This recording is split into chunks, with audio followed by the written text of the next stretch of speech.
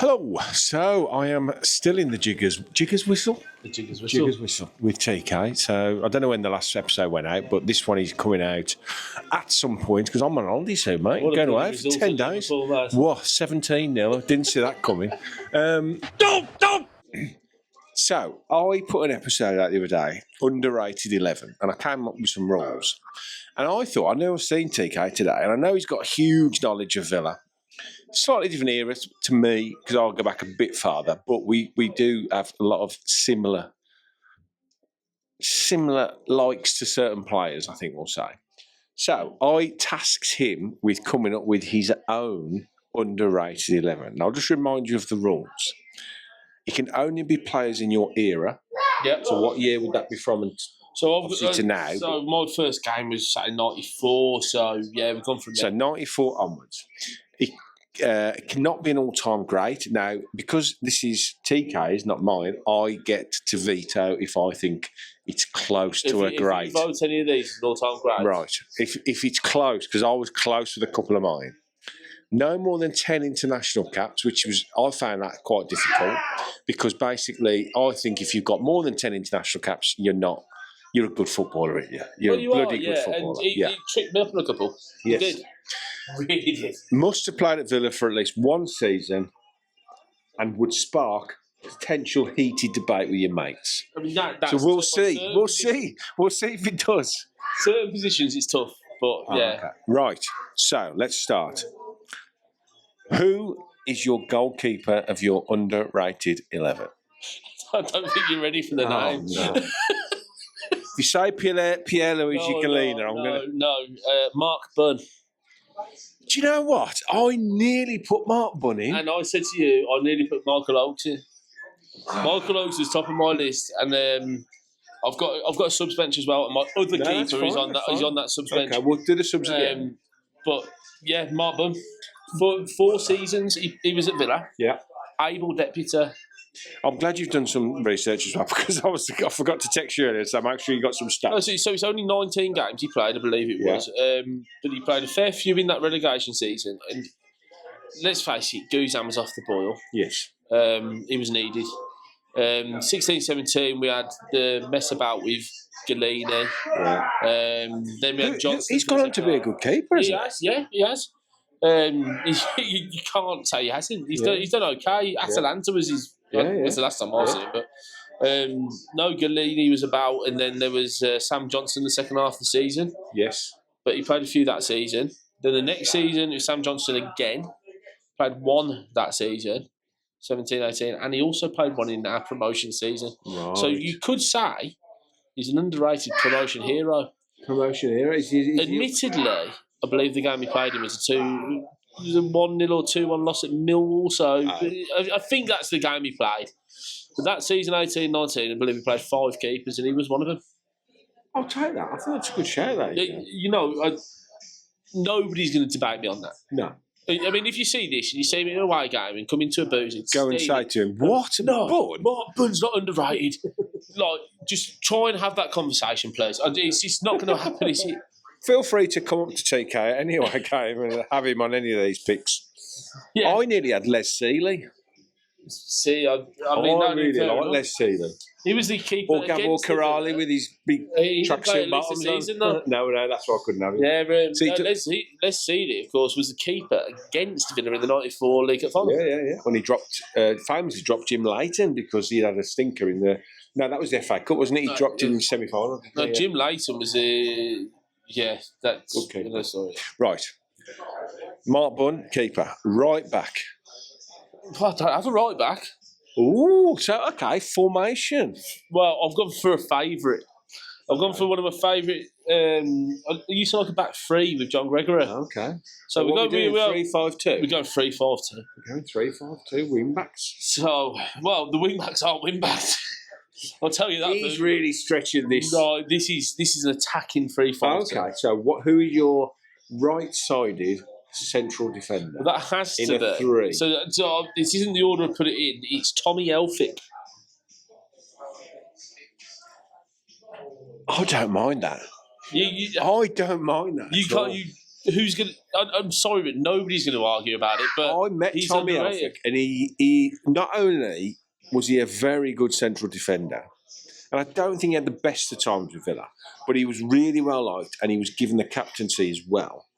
And he's a bloody nice bloke. Look, Tommy was the first signing, and yes, the ridiculous doctor. Oh, was it Di Matteo? Yeah, Di Matteo and the ridiculous doctor. We went and signed a player from the Premier League. Did he sign him? Did the doctor put out one of them? No, he wasn't. He wasn't was he doing that at that point? I don't think he was algebra. He was. He was just literally a statement. I think it's £5 million. Tommy Elphick, number 6. Here you go. And I was buzzing. I was working at the club. That was my last 6 months there. Oh, okay. I was buzzing. And I thought, wow, look at what we're signing. Then we went on to sign another. Then look at how that season went. Yeah. But Tommy Elphick, he dropped down from the Prem to play for us. And then you've got to think what happened the next season. And we will discuss another of the players shortly. Oh, okay. I'm sure you Tommy Elphick, okay. I like that. Then the following season, we had a certain other centre-back who just basically was going to play every game. Yeah. Tommy Elphick then, due to our struggles in 2018, scored, I believe it was our first goal of the season when we went up. Tommy Elphick scored the first goal in a 3-1 win away at Hull City. He then, need to check this, but I believe he was then sent out on loan. Yes. And then returned due to our defensive injuries. Nonsense that was going on. Yeah. Well, you say injuries, we didn't have any. There was no defenders. Elphick, number 24 that season. And as a further, Tammy Abraham's goal against Sheffield United was assisted by Tommy Elphick. He nearly struck it in from the edge of the box. Well, if that goes in, I think I'd have had to give it up playing myself. It was a ridiculous shot. Yeah, I'll have to put him down as an all-time great if he scored that. Well, yeah. So maybe it is borderline. Don't rule him out, please. I'll have to bring on one of my subs. No, we won't call him an all-time great. But yeah, okay, we'll take Tommy Elphick. Okay, so second central defender. So my centre half out of the 3, Ricardo Skimeka. Oh, I like it. So Leamington born. I like Ricardo. And that isn't even written down. I just know that. But no, he's versatile. He plays centre half. He played right. He played anywhere across the back for you. Midfield was actually where he ended up really playing for. I think he played there for Leicester mainly. Yeah. I will also never forget being in the car going through the area of, say, Duddeston, Vauxhall, etc., on the way to a game, and being announced that Ricky Skimeka is playing up front. I don't know what caused that, because we had about 12 strikers. None of them were scoring. But Ricky Skimeka played the game up front for the Villa, so versatile. And you know what? Now you've said that. England under 21 international. Yeah. You know what? It deserves. Give that man his flowers. Underrated. That's what it's all about. Underrated, and I think that's another. I knew you were the right man to come up with this. I knew it. He's come up with some classics here.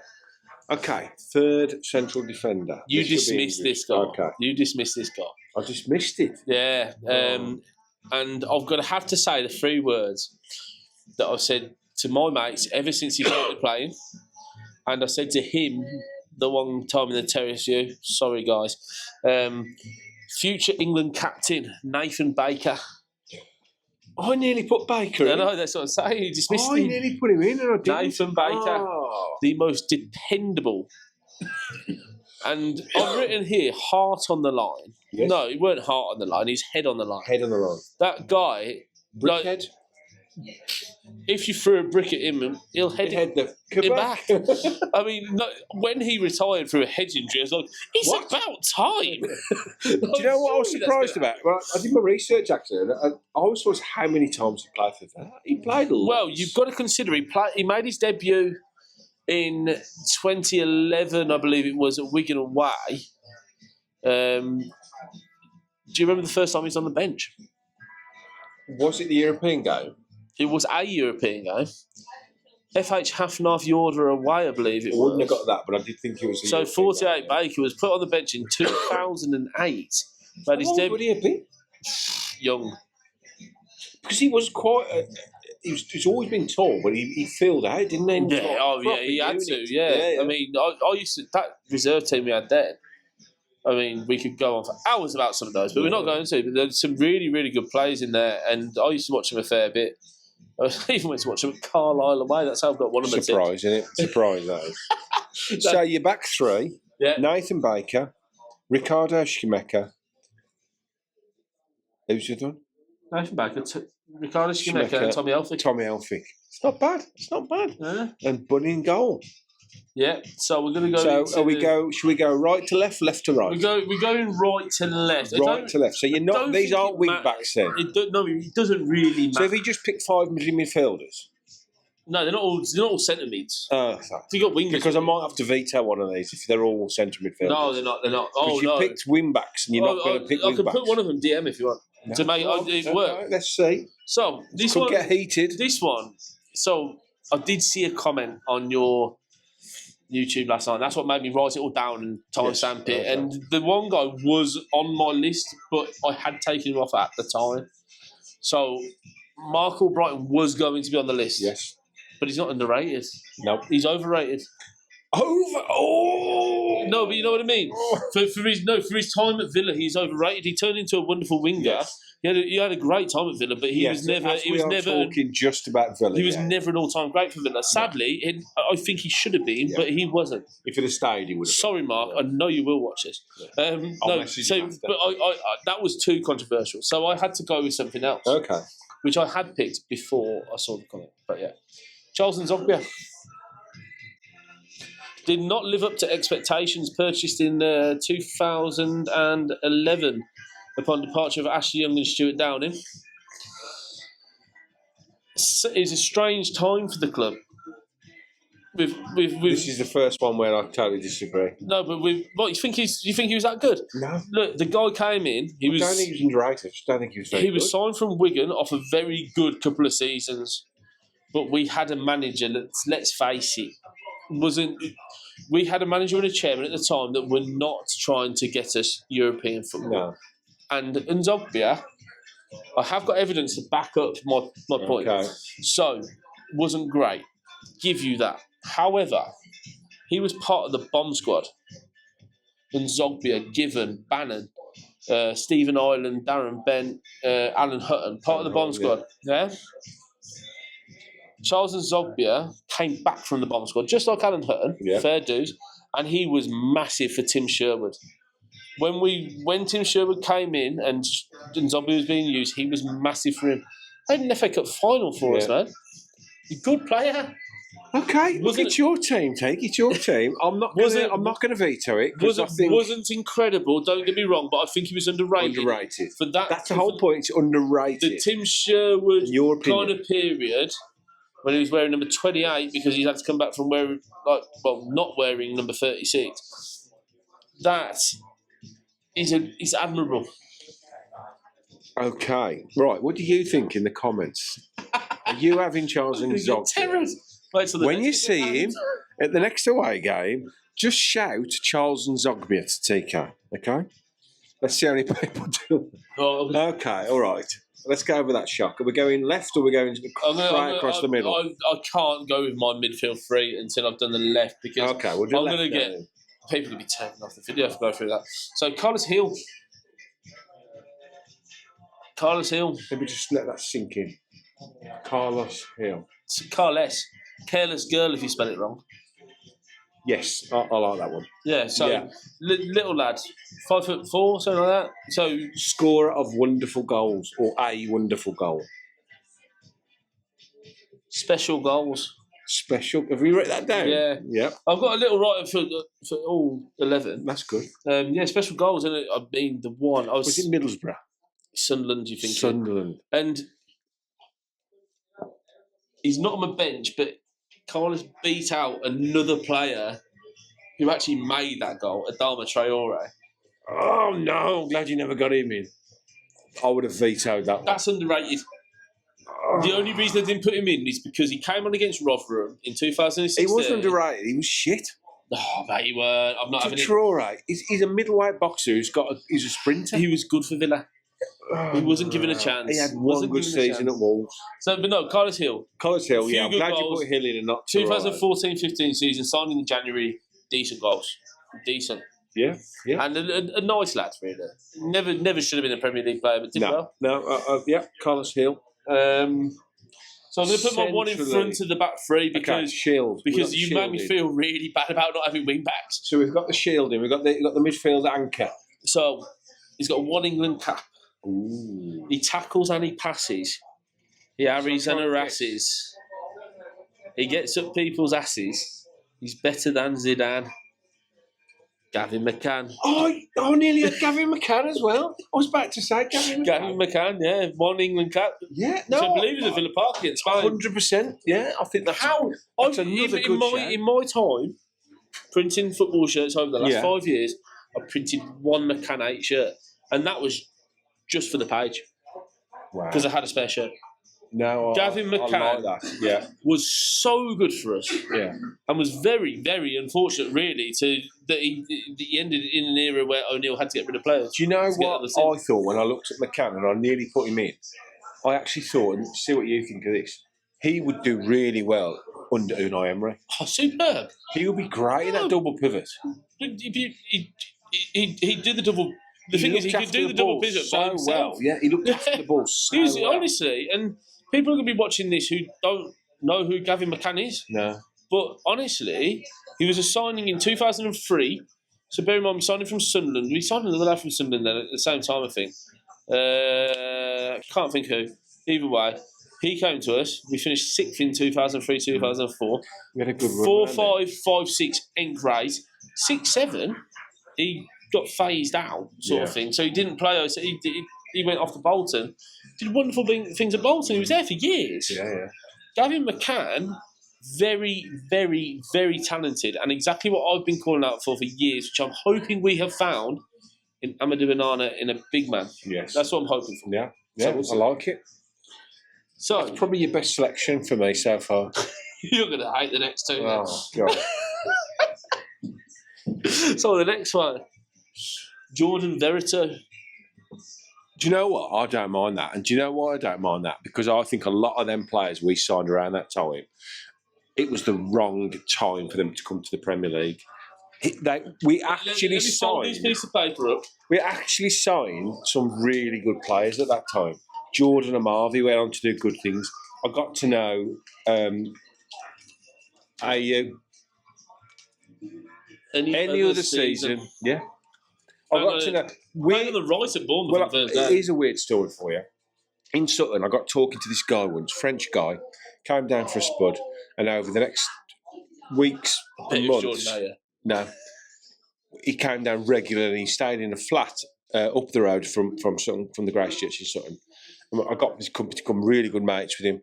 He was Jordan Ayew's personal physiotherapist, and he paid for him to live in Sutton while he was at the Villa. And I'm still in contact with him to this day. Really nice guy. But I used to watch Ayew a lot at the Villa. I liked him. And he was a good footballer. And the only reason Ayew didn't get in is because he got a lot of international caps. Are we talking about the same player? Jordan Ayew. Jordan Verito? Yeah, I know. But what I'm saying is we signed all the... No. I know you've got Verito, sorry. What I'm saying is we signed a lot of good players at that time. You mentioning him as now, that means I've got to introduce you to a Villa song that me and my mates used to sing on the way back from the game. What, for Ayew? Oh, no. I really, really, really, really like Jordan Ayew and Amavi and Verito.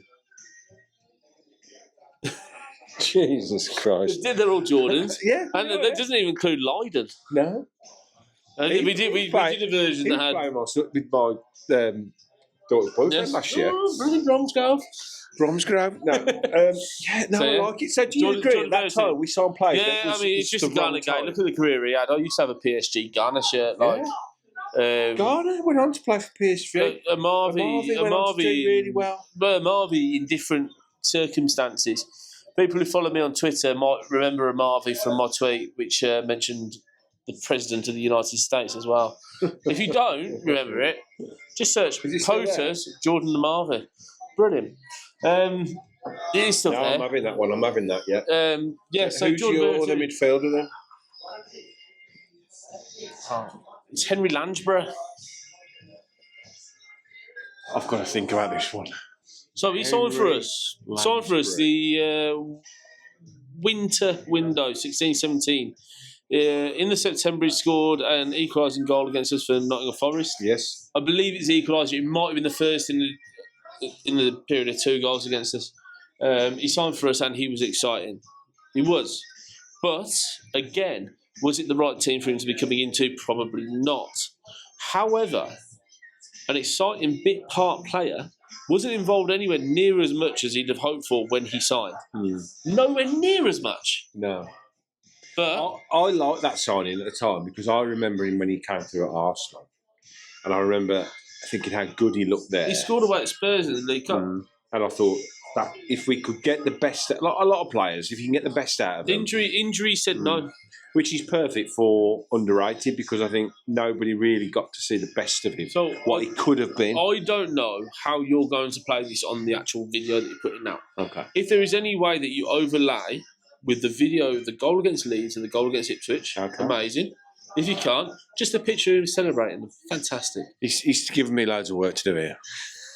Yeah, along that tax. However, the main thing I have to put here is that guy was part of that 18-19 squad. I believe he played 2 games.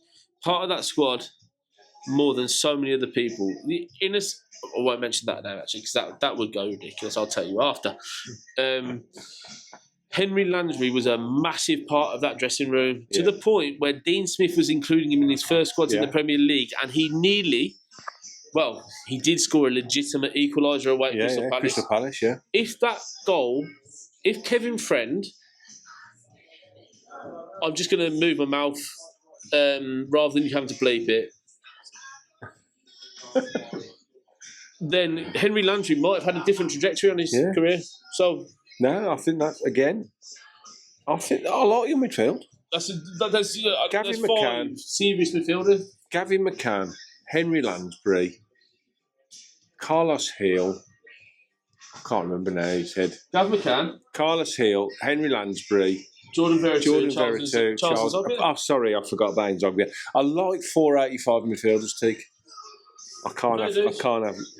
It's the only one I'm disappointed with so far since Zogbia. I might bring on a sub. So now we come to the pinnacle, the 2 centre forwards. So the first one you picked yourself is my first hero, Tommy Johnson. Tommy Johnson. I don't know what to say about the man. Like, he was my first hero. He apparently broke. I don't remember this, but apparently it's like Ipswich away. He broke his leg or something, and I was crying. I remember being at Ipswich away and crying, but I didn't know it's because he broke his leg. I don't think he ever broke his leg. No, I don't. That's the story I'm told. I was crying. Maybe he got subbed off. Tommy Johnson, my first hero, because he's called Tommy. Great player. And as a 4-year-old kid, you Tommy in his top. And also, I do need to check on who. I didn't have time to. He's in the same teams as Dwight York, Savo, I believe JJ as well. I don't think he quite clashed with Collymore, but might have done. I think you are right. There was a lot of good forwards. I think he around because Saunders Atkinson time as well. He came in as number 25 in 1995. I'm sure Saunders and Atkinson were overlapping him just before. Yeah, they were. They would have been overlapped. Yeah. So he was having to fight against, and I think the only reason he realistically dropped out of favour was the emergence of Dwight York. Oh no, which is understandable when I think he was just never particularly fashionable. No, but you look at videos hat-trick against Wimbledon. If you look 7-1 win. Yeah. Threw up on the pitch on his debut. I think, by the way, before that Wigan game that I missed through illness, that was the last home game I missed before. That's what I was told anyway. No, but it wasn't fashionable. No. But if you ever look at the season reviews of them times, you see it when he scored. Look at the smile on that guy's face. He loved playing football. Yeah, he just I've got a signed photo of him back at home that my mate Tim, AVFC shirt centre, if you've seen him, wonderful bloke on Insta. But he sorted me out, and I was like, that's fair play. And apparently they're doing another event in Cornwall next year. Oh, okay. TJ, Drapes, Writer. Lovely. So I'm hoping to go to that one. So your final pick, Teak? Just mentioned him, Julian Joachim. Julian Joachim, nice. Versatile, played left, right, centre. You know, he is now the guy that was playing He's having to deal with Milosevic, York, Collymore, then having to deal with Dublin. He had one spell, didn't he, when he was absolutely banging him in. He just scored. Main thing I'm is, sure a period he went just bang, bang, bang, he just bang. scored off the bench. He's having to remember as well. He's having to deal with Vassell's coming through. Yeah. Like he's like a lad who was just sadly about third choice all the way. And love the fact when I had to search his international caps, I knew what answer I was going to find. Capped at England under 21 level. Was never going to get a bit for England, so I went to go and play for St Kitts and Nevis. No, sorry, not St Kitts and Nevis. I get these mixed up all the time. St Vincent and Grenadines. Right. How many games? I believe it's 0 because he got over there and was told on arrival, sorry, you don't actually qualify to play. After travelling all the way? Genuine. That's unbelievable. So you've got some subs, which I didn't ask for, but we'll go through them. No, I've got to because these were so close. Go on then. These are notable. So my substitute goalkeeper is Tom Heaton. How many times did he play for England? Not 10.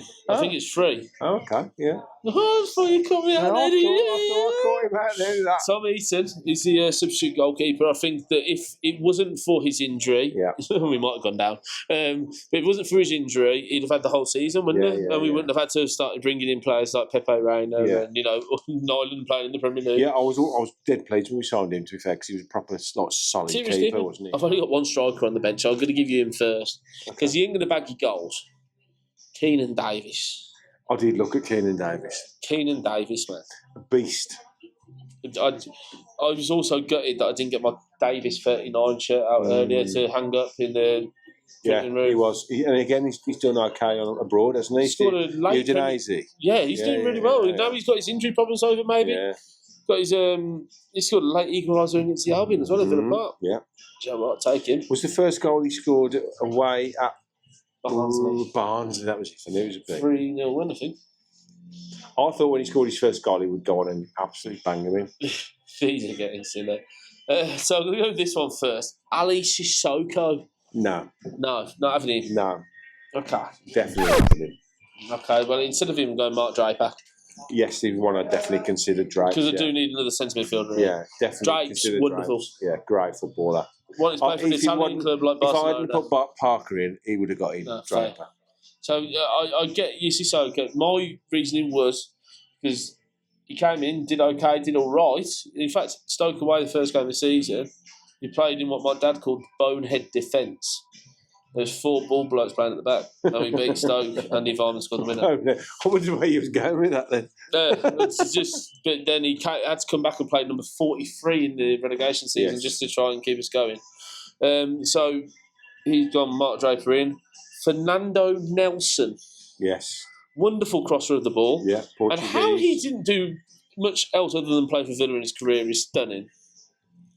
Did he not play for Portugal? I'm pretty certain it's a no, rather than a not. Because I looked at Fernando Nelson, because I like Fernando Nelson. Another player right back that I looked at was Chrissy Price. That was before your era, wasn't it? He scored that goal at Arsenal. Who I actually played against. I went to Benefit do for him. I played against him once. How many? 10. 10? So you would have been allowed? So Nelson is on the bench. Yeah, I'll take Fernando Nelson. Oh, I can't wait for his next year. He's got 3 left. 3 left, okay, go on. George Boateng. Yes. Nobody talks about him. He broke Gazza's arm. Like, fair dues. Boateng and Taylor, what a pair. Yeah, and love them. If this together. was an underrated Villa 11 by people outside of the Villa, Ian Taylor's the first name on the team sheet. Yeah. Kieran Richardson. Oh, God! No! God, please, no! No! No! No! Absolutely go away. Why? What was he apart from dependable? Terrible. Only 9 England international caps, I think it was. Dependable. No. Dependable. Played, in fact, not underrated because he was. You seem to be forgetting that if it wasn't for Kieran Richardson, we wouldn't have got to the FA Cup final in 2015. Maybe so, but no. I have one more. Oh, okay. Please tell me it's better than Kieran Richardson. Chris Hurd. Again, I don't mind that one.